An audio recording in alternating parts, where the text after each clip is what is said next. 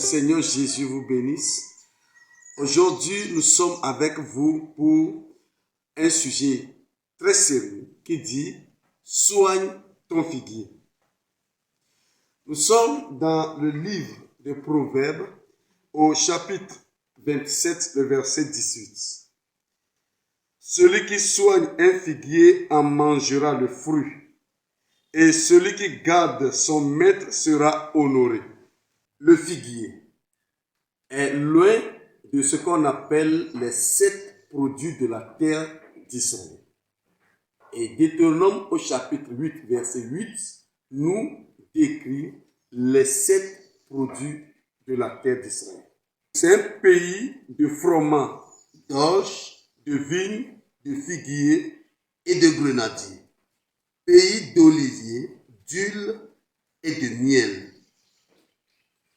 Ce qui veut dire que le figuier est l'un des produits cultivés en Israël et en même temps un arbre prophétique qui annonce une réalité certaine.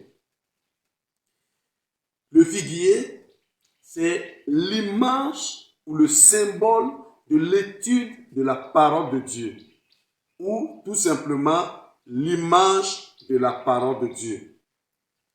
Maintenant, soigner, c'est prendre soin, c'est veiller sur ou être concentré pour le développement ou la croissance de quelque chose. Maintenant, soigner son figuier, c'est veiller sur le développement de la parole de Dieu que l'on étudie. Et ici, il est très intéressant de savoir que dans la tradition juive, il est reconnu que l'étude sous le figuier donne plus de sagesse. Et ceci, ce n'est pas la parole de Dieu qui le dit, mais c'est la tradition juive qui le dit. Nous verrons à la suite de cet enseignement que cette tradition semble influencer l'enseignement de notre Seigneur Jésus de façon favorable. Le figuier est considéré comme la parole de Dieu pour le fait qu'il porte beaucoup de feuilles, mais aucune feuille ne se ressemble l'une de l'autre. De la même manière que quand nous prenons la parole de Dieu, un seul verset biblique peut contenir beaucoup de révélations qui peuvent se différer l'un de l'autre. Quand nous parlons du figuier, nous voulons parler du fait que l'on va prendre la parole et nourrir sa personne. Et cela dépend de la parole avec laquelle une personne se nourrisse. Elle deviendra le fruit de l'image de cette parole-là. Job va nous dire, au chapitre 3, verset 25, que ce que je crains, c'est ce qui m'arrive. Ce que je redoute, c'est ce qui m'atteint. Autrement dit, la parole avec laquelle Job se nourrissait a produit l'effet ou la conséquence dans sa vie. C'est pour cela, le Seigneur veut que nous partageons cette connaissance avec vous, afin que vous sachiez par quelle parole nourrissez-vous votre vie. Si vous avez une nourriture qui peut causer la malédiction, vous aurez la malédiction. De la même façon, si vous avez une parole qui peut causer en vous la bénédiction, vous aurez la bénédiction. Alors, il nous est dit dans Matthieu au chapitre 12, verset 37, « Car par tes paroles, tu seras justifié et par tes paroles, tu seras condamné. » Ainsi, dans la Bible, nous avons la parole de condamnation, Nous avons aussi la parole de justification. Nous avons la parole de la loi. Nous avons la parole de l'esprit de vie qu'est la foi. Il est très important, bien-aimés, de savoir que le figuier porte du fruit qu'on appelle le figue. Ce qui veut dire que lorsqu'une personne se donne à une parole de la Bible, cette parole produira un effet dans sa vie. La Bible nous dit qu'un figuier a été planté, mais qui ne portait pas de fruits. Nous trouvons ce parabole dans Luc au chapitre 13. Et lorsque le maître des champs est arrivé, il a demandé au vigneron de déraciner le figuier tout simplement parce qu'il ne portait pas de fruits. De la même façon, notre Seigneur Jésus est allé chercher le fruit dans un figuier qui avait beaucoup de feuilles, mais qui manquait de fruits. Et il nous a dit que le Seigneur a maudit ce figuier. Et beaucoup d'interprètes de la Bible considèrent que le figuier dont on parle, c'est le peuple d'Israël qui ne porte pas de fruits et dont Jésus l'a maudit pour redonner la capacité à porter du fruit à une autre nation. Cette interprétation est erronée et antisémite et il n'est pas convenable que le monde chrétien voit sa racine trahie à travers ces genres d'interprétation et de propos. Nous avions dit que dans la Bible, le figuier, c'est l'image de la parole de Dieu. Ce n'est pas l'image d'Israël. C'est la vigne qui est l'image d'Israël dans la Bible, dans la parole de Dieu. C'est pour cela il faut pour tout chrétien de comprendre l'enseignement que dégage le figuier et le fruit du figuier. Car notre Seigneur tient beaucoup à ce que le figuier porte du fruit. En d'autres termes, notre Dieu veut que la parole qu'il nous a donnée porte du fruit dans notre vie. Nous prenons l'exemple du peuple d'Israël, où il nous est dit, dans Osée au chapitre 9, verset 10, « J'ai trouvé Israël comme des raisins dans le désert. J'ai vu vos pères comme les premiers fruits d'un figuier. Mais ils sont allés vers Baal-Péor. Ils se sont consacrés à l'infâme idole. Et ils sont devenus abominables comme l'objet de leur amour. » Il est très clair que ici, le prophète Osée rappelle le don de la Torah, des instructions de l'enseignement que Dieu a donné à Moïse sur la montagne de Sinaï afin d'instruire le peuple d'Israël. Et il nous est dit que lorsque le peuple a reçu les paroles de Moïse venant de Dieu, le peuple a dit, nous ferons tout ce que l'Éternel nous dira. Et ça veut dire que Israël a accepté d'être transformé par les paroles de la Torah.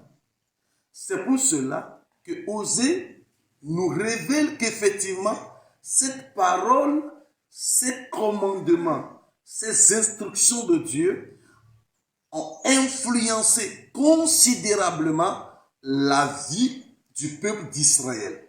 Sauf que par la suite, ils ont choisi de se tourner vers d'autres idoles pour leur propre piège.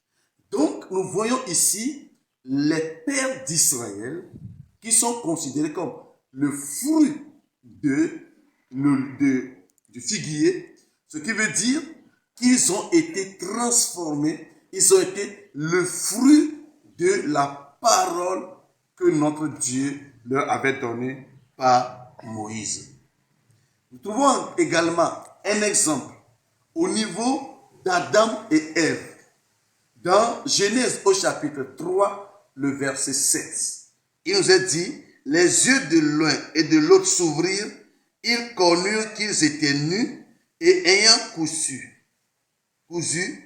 des feuilles de figuier, ils s'en firent des ceintures. Qu'est-ce que ça veut dire? Lorsque Adam et Ève sont tombés dans la désobéissance, pour se cacher, pour cacher leur nudité, ils ont choisi de cultiver leur vie, la parole de la loi, de la condamnation. Il nous est dit qu'ils sont allés chercher pour ceinture, pour se couvrir les feuilles du figuier. Or, c'est quoi une ceinture si ce n'est la justice, l'une des armes de Dieu décrites dans Éphésiens au chapitre 6. Ce qui montre que dans la vie d'une personne, la parole que vous choisissez va avoir son impact sur vous. Et au niveau de Adam et Ève, ils ont cherché ce qui n'est pas de la parole de Dieu, ce qui n'est pas du plan de Dieu, ce qui n'est pas du secours de Dieu. Mais d'un autre côté, dans l'évangile selon Jean, au chapitre 1, versets 47 à 48, il nous est dit, Jésus voyant venir à lui Nathanaël, dit de lui, voici vraiment un Israélite dans lequel il n'y a point de fraude. D'où me connais-tu? Lui dit Nathanaël. Jésus lui répondit, avant que Philippe t'appelle, quand tu étais sous le figuier, je t'ai vu. Voir en grec veut dire discerner, observer, analyser. Le Seigneur dit à Nathanaël qu'il l'avait vu, qu'il l'avait discerné, qu'il l'avait analysé, qu'il l'avait contemplé lorsqu'il était sous le figuier. Et la conséquence de ce qu'il faisait sous le figuier nous est révélée dans le verset 47 de Jean chapitre 1. L'Écriture nous dit que voici un Israélite dans lequel il n'y a point de fraude. C'est-à-dire que ce titre d'Israélite vient d'être qualifié de saint, de sans péché par le Seigneur Jésus. Pourquoi? Parce qu'on nous a dit qu'il est assis sous le figuier.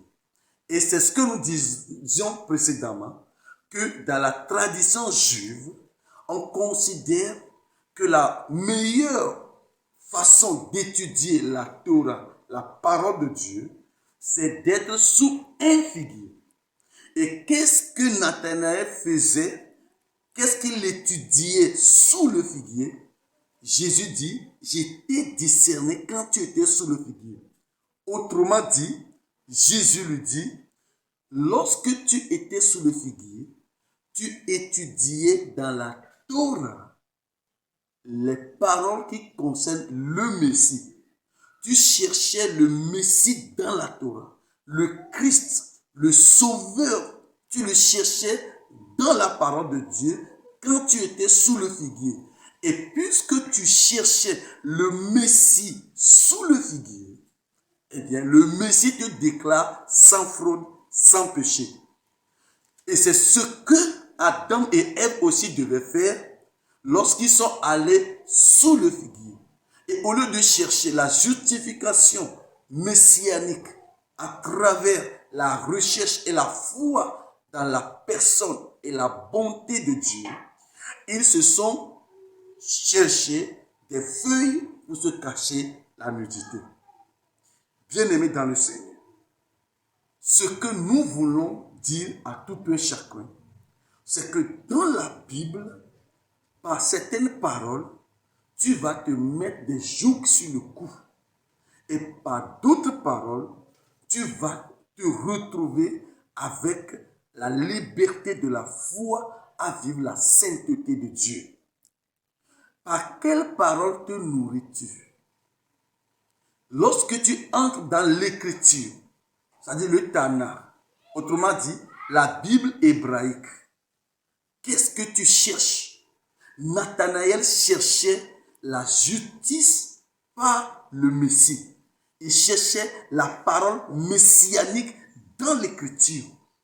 Et nous, quand nous prenons la parole de Dieu, parfois nous cherchons les versets qui combattent les ennemis, les versets qui donnent la justice de soi, les versets qui nous poussent à chercher à faire nos efforts pour plaire à Dieu. Jésus dit, Nathanaël, quand tu étais sous le figuier, c'est-à-dire comme cela se fait dans la pensée juive, qu'il faut étudier l'écriture sous le figuier. Lorsque tu l'étudiais, moi je t'ai vu. Autrement dit, tu me cherchais dans la Torah et je t'ai vu et je te déclare sans fraude, sans faute, sans péché. Il nous faut chercher dans la parole de Dieu la grâce de Dieu, la foi de Dieu, car l'écriture est claire.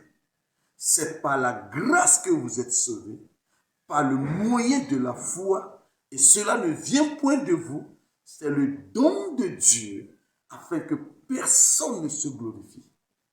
Il nous faut, bien-aimés, revenir à la recherche de l'évangile, de la grâce. Soigne ton figuier, c'est se nourrir, c'est faire développer la parole de grâce dans son esprit, dans son entendement, dans son âme. C'est se nourrir de l'évangile par lequel Dieu justifie et déclare digne d'avoir les bénédictions de Dieu. Cet évangile se cache dans ce que Jésus a fait, de ce que Jésus nous a donné et de la façon dont Jésus nous a aimés de façon inconditionnelle. Soigne ton figuier, c'est chercher la justice par la parole de Dieu qui va te permettre de te présenter devant Dieu et de recevoir tout ce qu'il a promis pour toi et qui sont décrits dans l'Écriture, dans la Bible. Que Dieu vous bénisse, bien-aimés, et que son amour, sa grâce vous localise au nom de Jésus. Amen.